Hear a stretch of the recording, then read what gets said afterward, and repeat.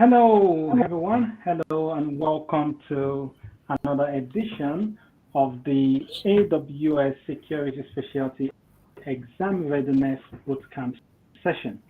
So, this is brought to you by the AWS Group in West Africa. So, I have with me again the man, the myth, the legend himself, Mr. Frank.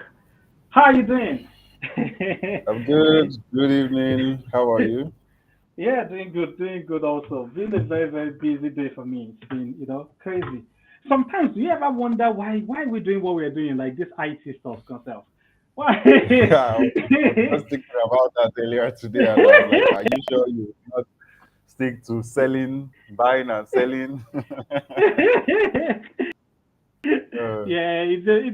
Sometimes I was like, why are we all doing like this IT tech stuff and stuff like that? But then yeah, it's one of those professions that can be crazy, right? It's like you're always tracking down issues, trying to solve some issues and everything. So, but anyways, it is what it is. Whatever areas that won't get opportunities in.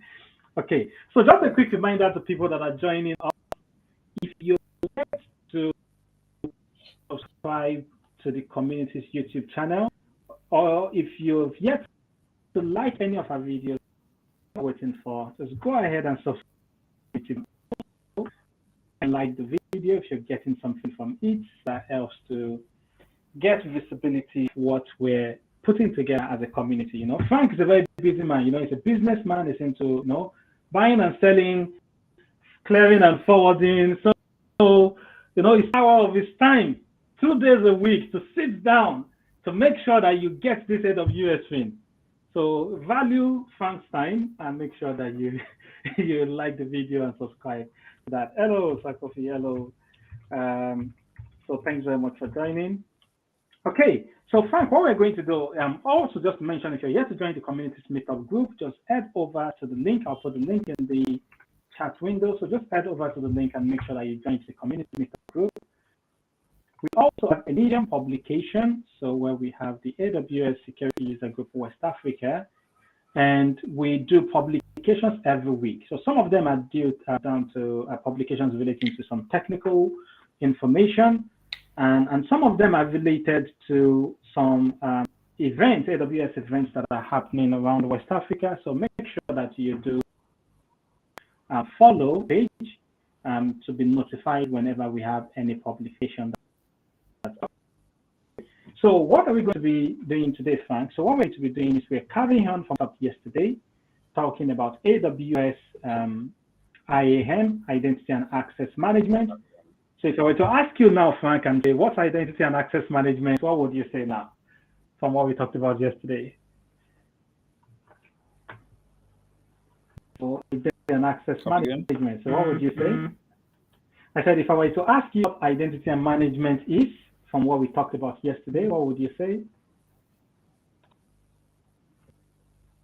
Identity and access management. IAM, yeah. Okay. So remember yesterday, one of the things that we dropped yesterday, we said at the end of the day, we have identities or principles that we want to give access to resources or services in AWS, and the service that controls the authorization process, the service that controls the authentication authorization process, the service in AWS called AWS Identity and Access Management. So it's for managing identities with I, and also for managing access. So identity and access management. Today we're talking about, we have the user identity, and we talked about the role. Do you remember what's the difference between the role entity in AWS IAM? Okay. A user is when you register to AWS, you are given a user account, and a role is the identity you give to, I think, a group or a person or an organization to access certain data. So to keep it very simple, a user identity is an identity that you assign to a user. So the user that you're referring to, Frank, that's a user that you call the root user, right? So the root user is the user account that you get when you sign up for an AWS account. With the root user, you can then create additional identities in AWS. I can create an identity for a user called Frank. If you remember yesterday, we created an identity for a user called Kwame, named the great Kwame Nkrumah himself. So we created a user called Kwame. So I can send an email to Kwame and say, hey, here's your credential to access AWS. And one of the things that we talked about yesterday was create a user identity. You can create the identity with a username and password, or you can create the identity with an access key and a secret key. So you can create it with either. If you want the user to log in through the web console, you give the user a username and password. If you want the user to log in through CLI, through the command line, or through API, you give the user identity and access and secret key. So, but what we said is that roles are different from users. Roles do not have like secrets, like usernames and password or access key and secret key. So roles do not have that. Roles are ways for users or applications or AWS services to get temporary credentials to access AWS resources. And if you remember, I gave an example yesterday. I said, if I have a mobile application, if you remember, it's probably coming back to your memory now. So if I said, if I have a mobile application, and the mobile application that I have needs to be able to access or read and write data to an S3 bucket. Do you remember what an S3 bucket does in AWS?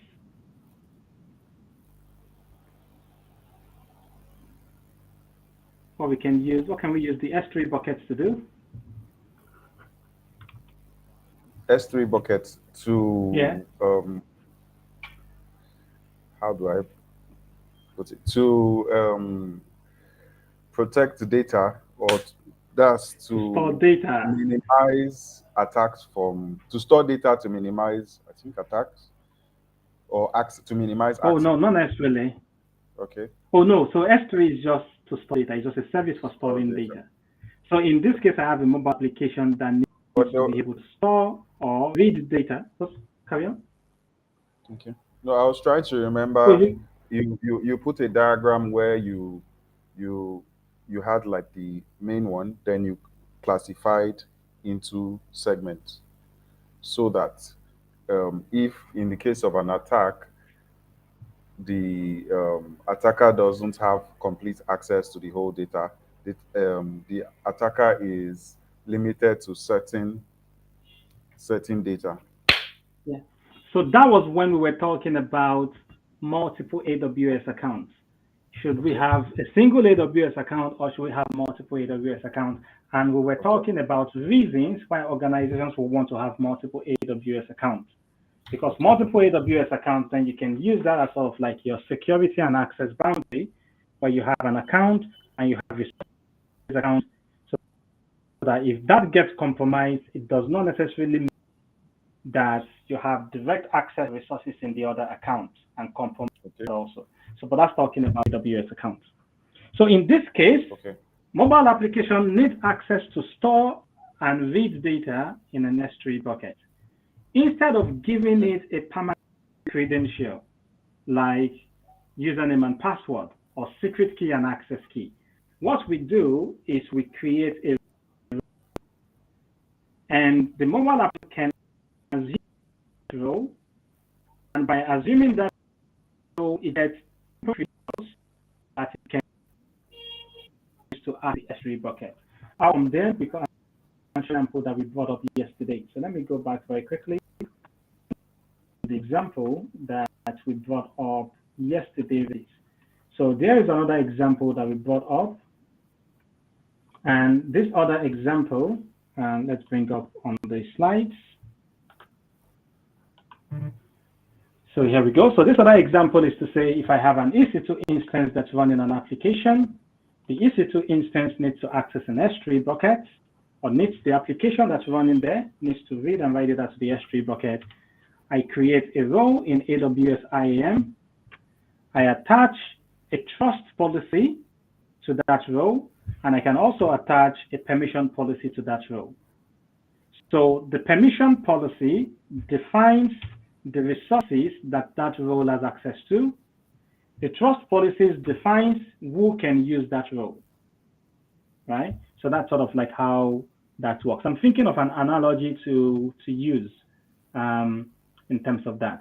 So in terms of like who can use that role and the types of permission that that role has access to. So anyways, here's an example of a trust policy. In this case, we have an AWS EC2 instance that can assume that role, and by assuming that role can use the permission that that role has. So I'm not that role, but I can take on the permissions of that role. It's sort of like thinking about it. It's sort of like, if you're like a police officer, a police officer is not like an individual power. It's like the power that's attached to being a police officer, right? It's an authority that you get from the government as a police officer. So it's to say, whenever it's your turn to be a police officer, you can put on the uniform and then you can act as a police officer, right? Just for that period, you can use the permissions of a police officer. But then after that, it's not something that belongs to you personally. Unfortunately, I probably cannot say that for some of our African police officers that may want to use their powers everywhere. However, the way it's meant to be is that you assume the power whenever you come to work, to serve the citizens, to do what you need to do. And then after you finish, you take off the uniform and you're just a normal citizen. So that's exactly what's happening there. The application running on the EC2 instance by itself does not have direct permission to that bucket.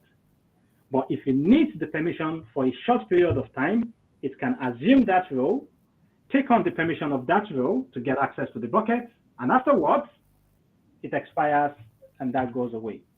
So that way, the application makes a call to AWS STS, gets a temporary token, and then can use that temporary token to go access that. So let's move on from there. Let's talk about policy.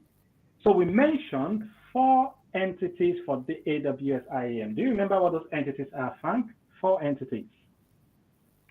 We have users. I'll help you with one of them. We have users. Then we have groups. Then we have roles. And then we have policies. So now we're on entity number 4, which is policy.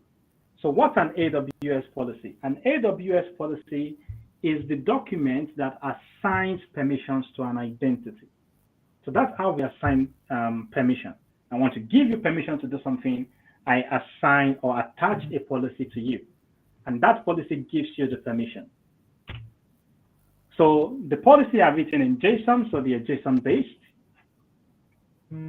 We also have different types of policies. So we have identity-based policies. Identity policies are policies that will attach to a user or to a role. So essentially, that's what's covered there. So let me go ahead on the screen. So that's a policy that will assign to a user or a policy that will assign to a role. We have resource-based policies. So these are policies that will assign to an AWS resource. So maybe an AWS resource like an S3 bucket. We have IAM permission boundaries, with policies that we can use to set a boundary for permission, and we'll look at what some of those look like in a minute. And then we have organization service control policies. So organization service control policies are policies that we can use to specify the maximum permission for an organization or an organization unit. So what does a policy look like? Here's an example of what a policy looks like in AWS. So you can see what that looks like. So let's break down what this means.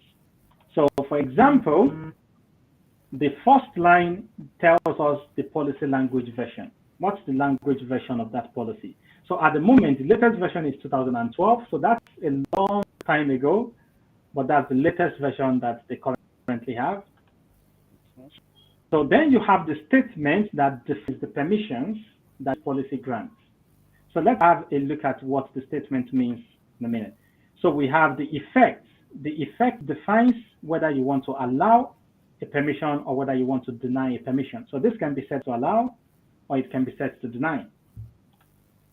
You have the action. So these are the set of actions that I'm granting. So that's what that stands for. So it stands for the set of actions that we are granting is what actions stand for. So in this case, we're granting permission to EC2 service to authorize security group ingress, for EC2 to revoke security group index, so we can specify a list of permissions that we want to assign to an identity in the action section. So that could be permissions that we want to allow or permissions that we want to deny. What defines whether we want to allow the effects? We have the ARN. If you remember yesterday, we talked about ARN, right? Amazon Resource Name. So, and we talked about, ARN, AWS, the name of the service, the region of the service, the account ID, the security group. So that is what defines the resource that the policy is going to apply to.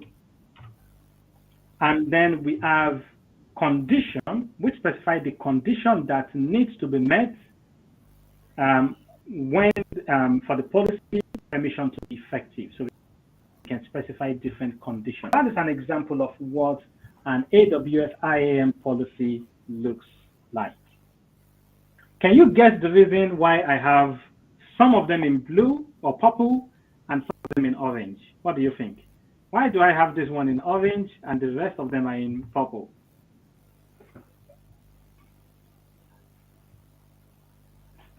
What do you think? I think the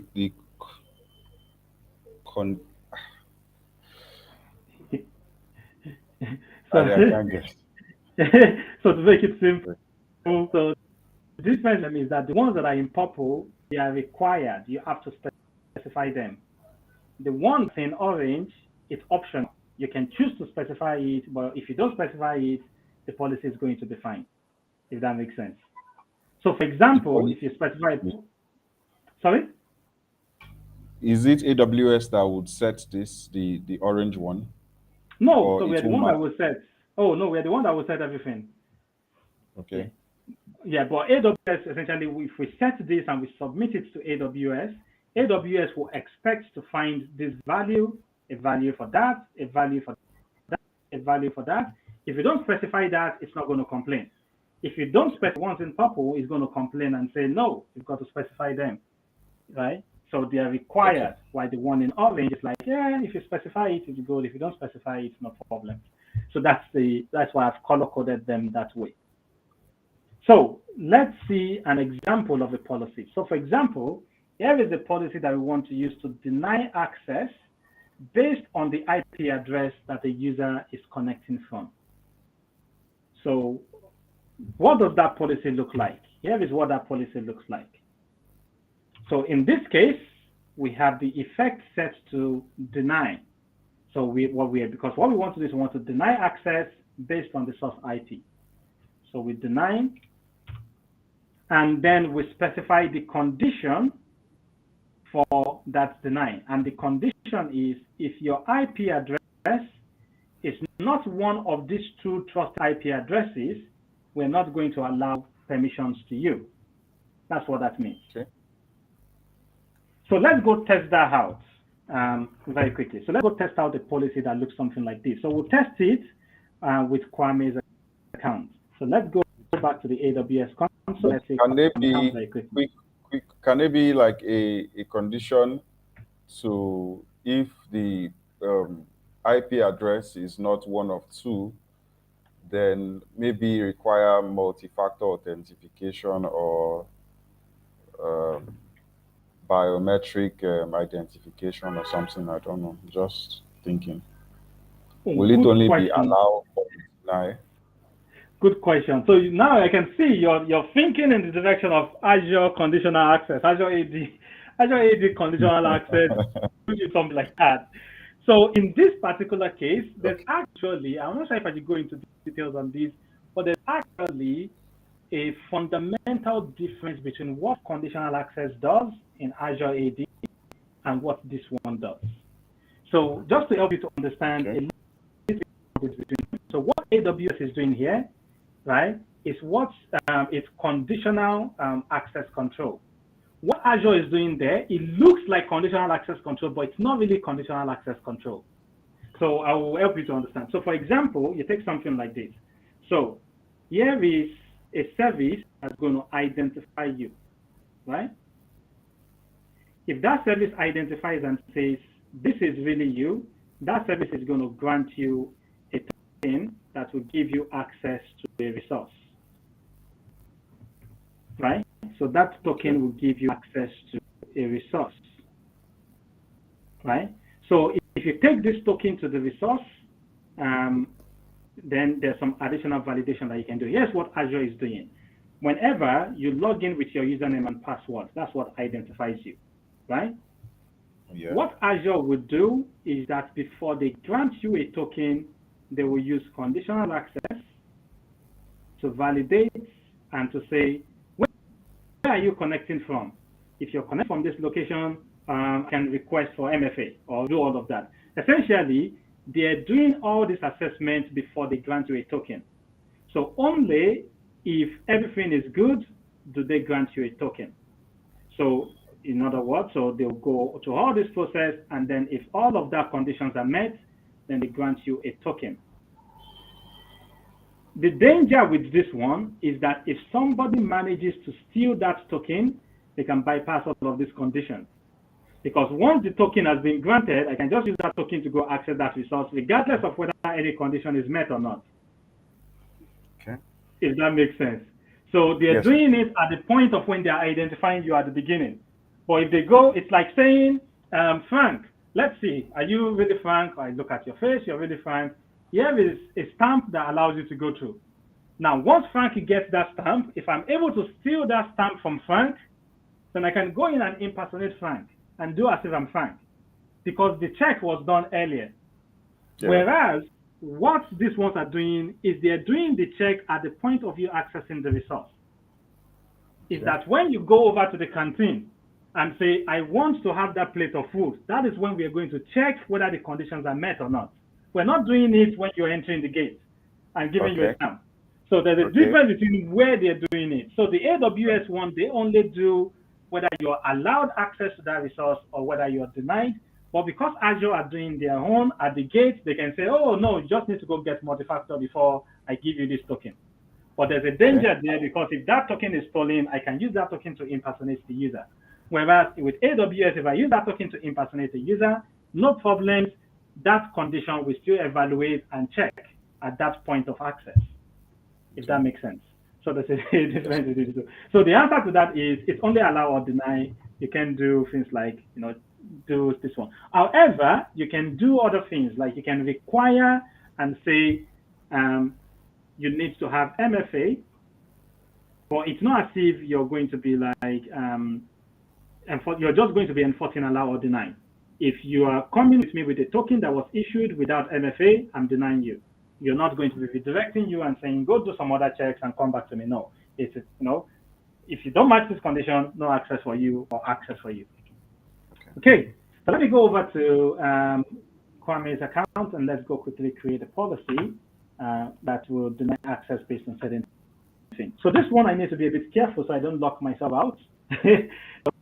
Actually, I can't lock myself out because I'll be using Kwame's account for the demonstration. So what I'm going to do is, if I go to policies over here, I'm going to go to create a policy. And the policy that I'm going to create is what is going to define the that I want to grant. The sample policy for allowing or denying access. So what I'll do is I'll go to JSON, and I'll go to change that document, and I'll change this. So I have the sample policy over here. So here's a sample policy, and the policy says deny access if your source IP address does not match this. So what I want to do is I want to get my IP address. So Frank, do you know of an easy way for me to get my IP address? So I No, want I to get don't. the IP address, the public IP address of my system. Have you heard of what is my IP before? You can just go No. to like a web browser and go to what is my IP, and it's going to tell you what your IP is. So that's Oh, one easy way to get that. Yeah, just Google what is my IP, and it will tell you what your public IP is. But I'm not going to use that method. I'm going to use a command line method. I like using the command line. You may have seen. So for the command yes. line method, I can call ifconfig.co, and if I call that, it's going to tell me what my IP address is. Only in this case, it's telling me the public IPv6 address of my ISP. I don't want the IPv6 address. I want the IPv4 address. So to get that, I can do call and then specify -4, and then it gives me that is my public IP address. So I copy that and I say only if you're coming from this public IP address would you be allowed access. So the condition is that otherwise access will be denied. So if I go ahead and I create this policy and I go to next and I say block untrusted IP addresses, and if I go to have a look and I go ahead and I create that policy. And then what I'm going to do is I'm going to assign that policy to Kwame. If you remember yesterday when I created Kwame's account, I added Kwame to a group, right? Remember? So Yes. yesterday when I created Kwame's account, if I go to under users, and if I go to under Kwame's account, I added Kwame to a group called Cloud Engineers. So what I'll do is I'll just attach that policy to the group that Kwame is a member of. So let me go to do that. So if I go under that, I go under permissions, and I'm going to set a permission now. So if I go to add permission, and I'll go to attach existing policies directly to this group. Oh, so I'm adding the permissions to Kwame. So that's not what I want to do. I want to add it to the group. So let's go back. So let's go to under user groups. Let's go look for cloud engineers. And cloud engineers were used. So here we go. So I'll click on cloud engineers and I'll go under permissions. I'll go to add permission, attach policy, and I'll go to look for my policy, block IP addresses. I'll select that policy and I'll add that policy to Kwame, right? So I've added that policy to Kwame. I'll add another policy. So this is a policy that I'll add, a policy that grants access to, let's see, S3. So I'll grant S3 full access to that group also. So I had two policies. So one that grants S3, one that blocks access if it's not coming from a trusted IP. And then once I've added those permissions, everything is good. So what I'm going to do here is I'm going to sign out and sign back in as Kwame. So like that. So let's click back in.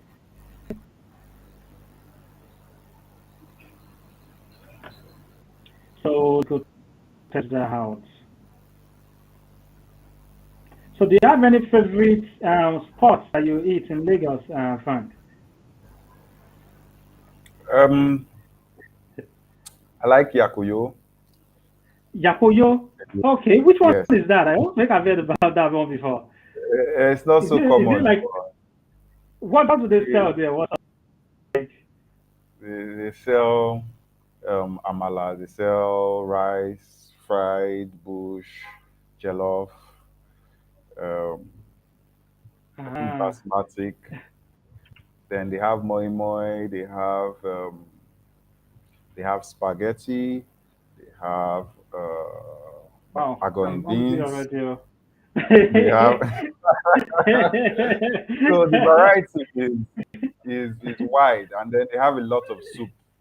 So when you go there, at least you know that okay, I have multiple options today. Maybe Yeah, I want to buy rice, and it's not like the normal places you go and then you're seeing maybe meat pie, burger, or they have just rice, the type of rice. Mm. But this place has variety. I'm doing free Yeah. marketing for them now. So, so when you're there, you just meet your hunger, and I again, need it's to affordable. I need to It's write it affordable. down. So I need to write your Koyo down. So I need Yeah. to test out that spot. That's the spot for big men in Lagos, I'm sure. No, no, no, no, no, no, no, no. That's another reason why I like it. It's quite affordable because it's almost like going to I won't say a Buka or a Mama Put by the side. It's quite affordable, unlike other restaurants where you go and you're wondering, what did they sell to me? Why is my money 5,000? What's in the plate? So this one they Yeah. sell with portions, and I think a portion is like 200 or 300. And then you tell Wow. them, okay, give me three portions, give me two portions, and Ah. you know Wow. that if you're getting value for your money, and then you leave full. Unlike other places, you spend so much and you're wondering, what did I just eat? Like, why did I spend so much and I'm not satisfied? Yeah. So Yakoyo is Wow. one of them. I need to Yeah. test that out. I need to get there when I'm in Lagos. I need to definitely. Another one is Jokes Pepper, but like you said, I don't want to say it's a big man thing, but Jokes Pepper has like good food, so Mm. you can get portions. They deliver in bowls. You can have it delivered to you, and they have soups, Ah. different. I think they handle mostly weddings and events, but they have Yeah. an outlet So, where you. so quick one, another quick one. Because when I was in Lagos the last time, I struggled to find an app that I can use to order. What app do people use to order food for delivery? Okay, there is Uber Eats. So Uber There, Eats works. Okay.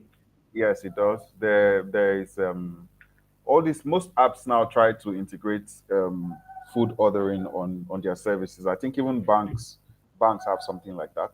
Ah. And yeah, OPay, I think OPay app has something like that. Um, what I just do is if you Google it, if you use like Google Maps Yeah. and you search food or Mm. restaurants, it Mm. pops up. So you have a, a quite a number of places you can either buy or Mm. go to. And which other one? Which other one? So most Yeah. times I just search. Okay, the last one I do is I go on Instagram and Mm. search. So Oh, I search. really? Yes, I search for food places around me. So I just compare. So it depends on the mood. If Oh, I'm looking for wow. somewhere fancy, Yeah. Instagram will show you the pictures and maybe Mm. price. Other Yeah. places might just have um, things already put down. Instagram, you'd see people complaining there. If you search, you might see experiences and know, okay, not a Yeah. good idea. Google might do that too as well, but Mm-hmm. uh, Ah, I just stick to interesting. what I know. Yeah, when I was in Lagos the last time, I was hungry like one of the night, and I was like, man, I need to order something to eat, but I Ah, didn't. I didn't find anywhere. I I needed. wish you had Yeah. my number. By like what time? Next time, yeah. So here we are. I'm logged in as Kwame now. That's awesome. So I'm logged in as Kwame now. Let's see if I go to S3 service. Let's Okay. see if that's going to work or if that's not going to work. So I expect it to work, by the way. So because I'm allowing this IP address to my address, so I'm expecting that should work. Okay. So and there you Kwame has access to the S3 bucket and can view that and everything. So however, I have a virtual machine here that has a different IP address. So let me log into that virtual machine and let's see if I'm able to access these as Kwame. So let's log into that virtual machine. So the virtual machine is coming up now. And there we go. So I'll bring up this virtual machine. I'll bring up Google Chrome. And we're going to be signing as Kwame. So let's go get the sign in URL. So let's copy that. And let's paste that there. So let's do that again. So Kwame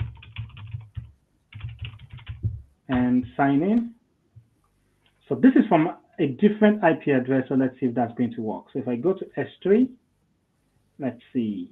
So I expect it to complain and say, no, there you go. Can you see that? So Yes. if you don't have permissions, you don't have permissions for what you're trying to access. It's not as if I don't have permission because I know I have permission because it's working here. However, because I have a policy associated with a group that Kwame is a member of, and the policy says, hey, this IP address is allowed. That's the reason why this message is coming up now. So that's what's going on. Okay. So let's move on talking about policies. Let's talk about policies. So you asked a very clear, excuse me, Frank. So you had a very interesting question about, can we do something relating to MFA and everything? So let's have a quick look and see what conditions can we use in our IAM policy. So here's a list of all the different conditions that we can use in our IAM policy. So there's a lot, right, of different types of conditions that we can use. So the one that I was doing was checking things like the source IP address that the user is connecting from.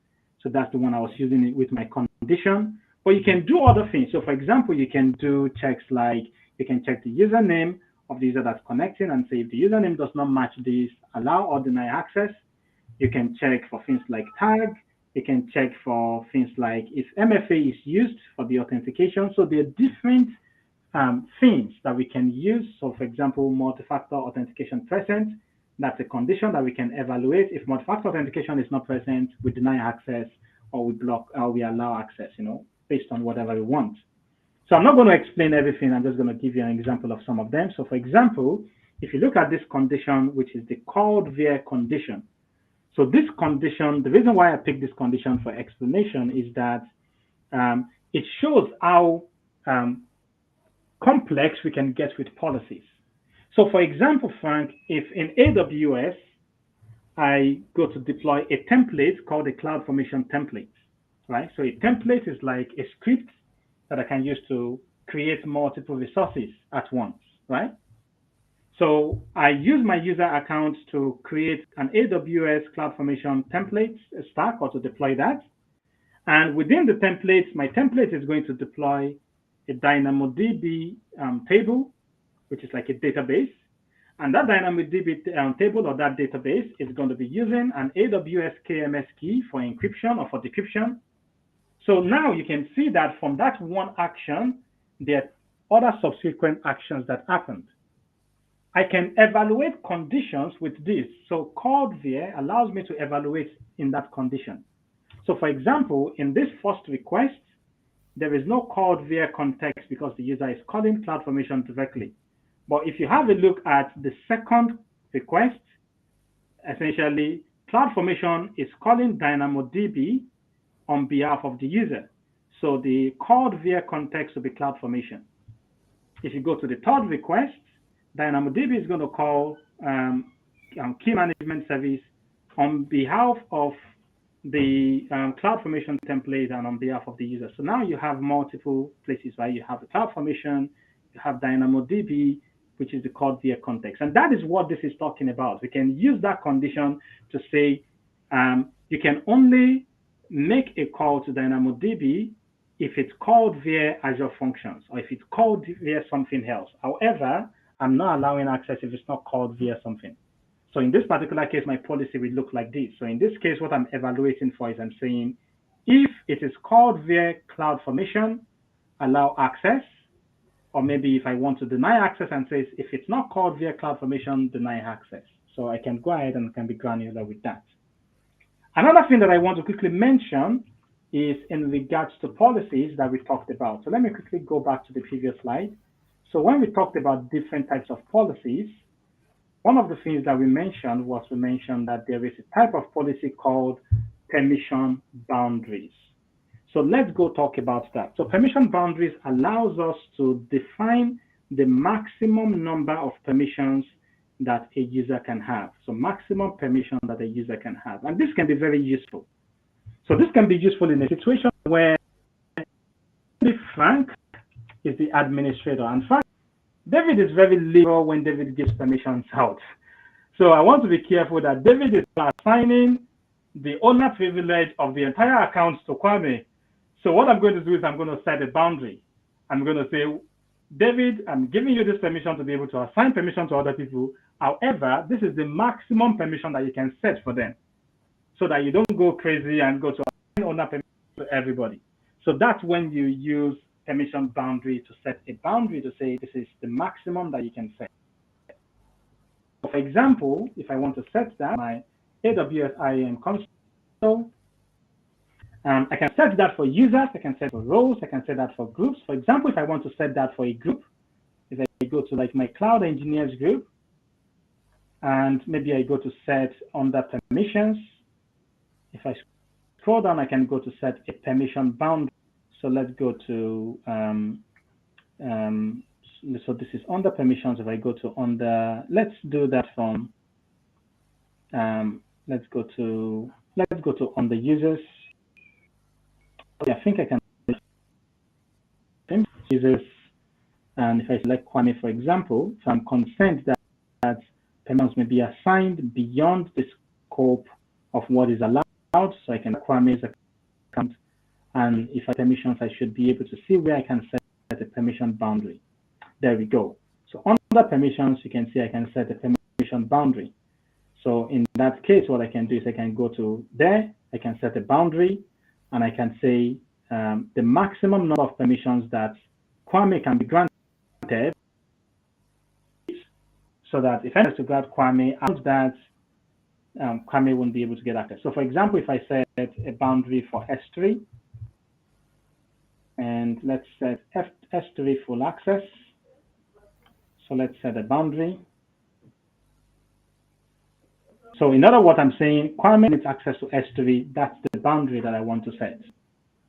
So now I've set that permission boundary. However, David decided to go to the console, and David decided, you know what?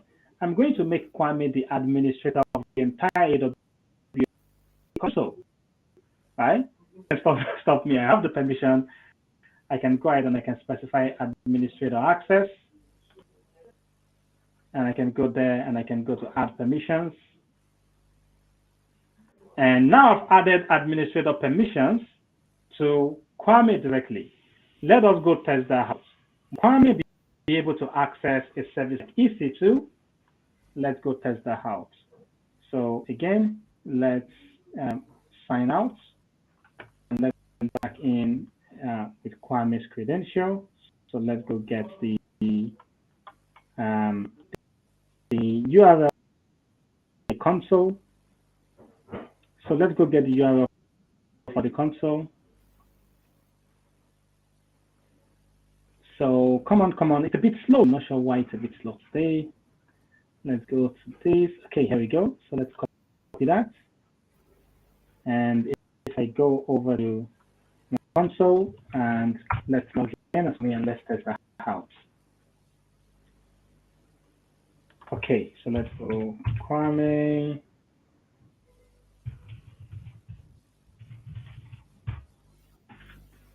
And let's see if that's going to be successful. If I try to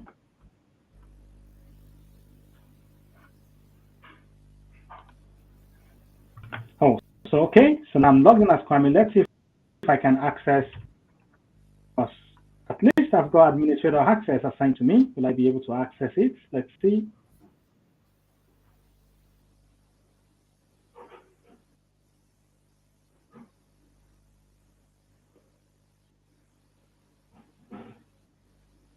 So it's taking time. So if I go on the instances, it's taking its time to load, right? It's quite a bit, a bit, and you can see not authorized to perform this operation. Hold on, but I'm administrator. How come I'm not permitted to perform this operation? Because permission boundary that's been set. That's the reason why I'm not allowed to. Okay, so we've talked regarding AWS IAM already. So I'm thinking what we're going to do the next time is we may do some test questions just to test our knowledge, see where we are with things. So when we do like the next session next week, and we're also going to carry on with the rest of the studies. So yeah, so I'm thinking if there are no questions, if there are no questions, we may go ahead and we may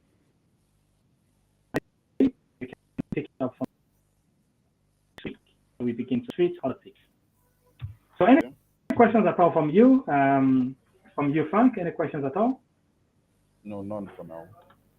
The Okay, awesome. the the only question I have is some of these commands that you give, Hmm. because I am new to AWS and I'm not so conversant with Hmm. codes. Are they Hmm. something that is defined, or I have to learn how to give commands as well? Because um, when you send some commands, you have them all typed out. So now, how do I learn those? Is there a place to go to on AWS, or I have to learn that separately? Oh, okay. So if you're talking about like the AWS CLI, Yes. I believe that AWS has tutorials that you can learn AWS CLI.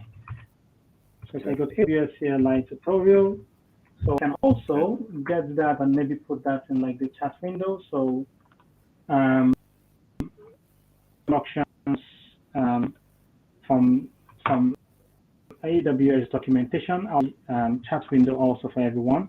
So this contains information about AWS CLI, installing it, configuring it. Right, it gives you information on how you can configure it, and it also gives you information on how you can use it. Right, how you can get. So, for example, you want to get help when you're using it. It tells you just type AWS help, and you're going to be able to get help, and you're going to be able to test that out. But the Okay. easiest way to do that is if you have an AWS account, instead of installing anything locally on your PC, just use the AWS Cloud Shell. We talked about that in a previous study session. So AWS allows you to use the converter, so you don't have to install anything locally on your PC. But it's complaining of because I'm logged in as Kwame in this case. It's like provision. So, but if I log in as my normal account, I'll be able to use the Cloud Shell. So that allows me to be able to use command line from a web browser without installing anything locally. Okay. Okay. And also, one of the things is that just be aware. Don't be moved by all of this stuff. I know some of them may be flying over and going, oh my God, this one. That's how it is for everyone. You start learning something happens that way. But the thing is, the next time you watch an AWS video and stuff, you're in an AWS conference, in an AWS class, your mind has something to connect things to. So when you're hearing things the second time, you'll be like, permission boundary. That was what that David guy was talking about with the boundary. But the thing is, if you did not hear it the first time and have the tenacity to sit through something, even though it's not making full sense, the next time you hear it, you won't be able to. I'm not sure. So you have to hear it the first time without making full sense, and you have to be comfortable with that. Right? It's something that Yes. everyone has to be comfortable with it that way. So like it's part of learning, part of learning, right? So as IT people, sometimes we like to like complicate things to make things sound really, really complicated. As if, oh my God, this is like, you're typing the commands and stuff like that. Forget it. It's just like, it's like everyone has been in that situation where you're like, oh my God, I'm not sure what this guy is talking about at all. But that's it. Only people that can see get to the other side to where they go, oh my God, this is beginning to get interesting. Oh my God, this is awesome. But you don't get through that without the first stage. My God, I don't think I'm cut out for this. You go through that stage first. It's part of the process. Okay. Noted. Okay. Okay. So thanks very much, Frank. Thanks very much, everyone, for joining us. We'll Thank see you you. next Thank week. you. You can make sure See you you follow guys. the Meetup group. Make sure you follow Medium publication. Make sure you subscribe to the YouTube channel. Make sure you also like this video. See you next time. Have a lovely rest of the day. Bye.